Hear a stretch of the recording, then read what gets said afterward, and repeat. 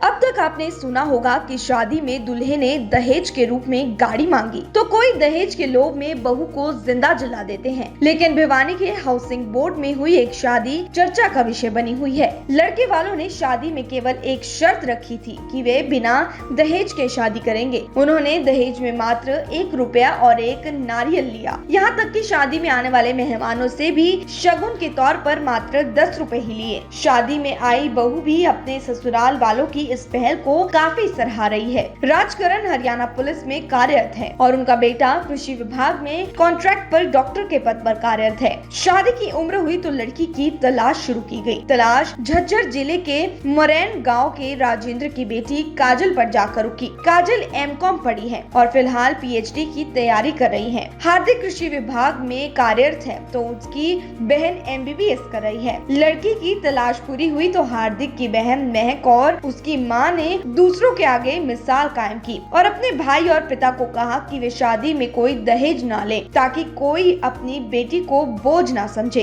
राजकरण और उसके बेटे हार्दिक को ये सुझाव काफी अच्छा लगा। उन्होंने अपने रिश्तेदारों को कहा कि वे शादी में कोई दान दहेज नहीं लेंगे। इस निर्णय के बाद उन्होंने धूमधाम से शादी की, लेकिन बिना दहेज के। शादी में लोगों का अच्छे से अभिवादन भी किया गया। शादी में ये परिवार चर्चित हो गया और अब पूरे शहर के लोग इस फैसले की सराहना कर रहे हैं। हर जगह परिवार की तारीफ हो रही है। ये परिवार उन लोगों के लिए मिसाल है जो दहेज के लोभ में आकर बेटियों को जिंदा जला देते हैं या उनकी वजह से बेटियां अपनी जीवन लीला समाप्त कर लेती हैं।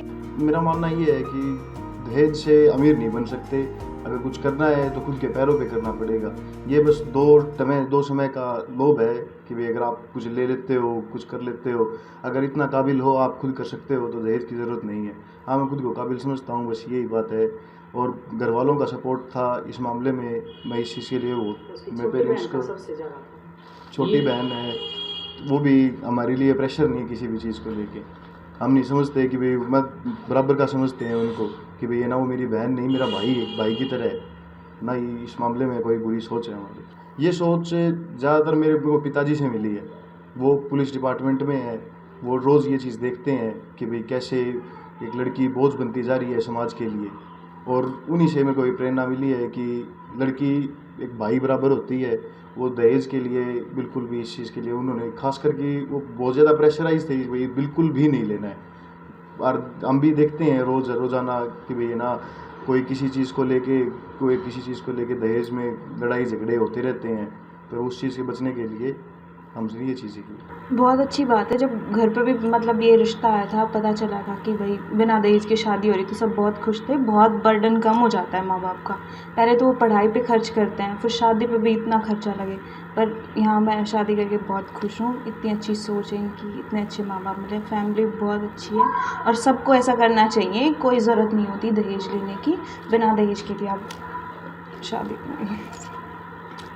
काजल जी, एक सोच आती है समाज में कि लड़की, जो सरकार के आंकड़े हैं वो ही बताते हैं कि लड़कियां जो है कम हैं लड़कों के मुकाबले में। उसका कारण, सबसे मुख्य कारण यही होता है कि लड़कियां, क्योंकि शादी में दहेज देना पड़ेगा या मोटी जो फरमाइशें हैं वो पूरी करनी होंगी। आपके परिवार में क्या सोच नहीं थी ऐसी? मेरे परिवार में सोच नहीं थी। मेरे परिवार वाले फुल सपोर्ट करते हैं लड़कियों की एजुकेशन को, हर चीज़ को। वो बिल्कुल खिलाफ थे, वो खुद नहीं चाहते थे दहेज देना, और फिर आगे से भी इतनी अच्छी फैमिली मिली तो सारी प्रॉब्लम्स।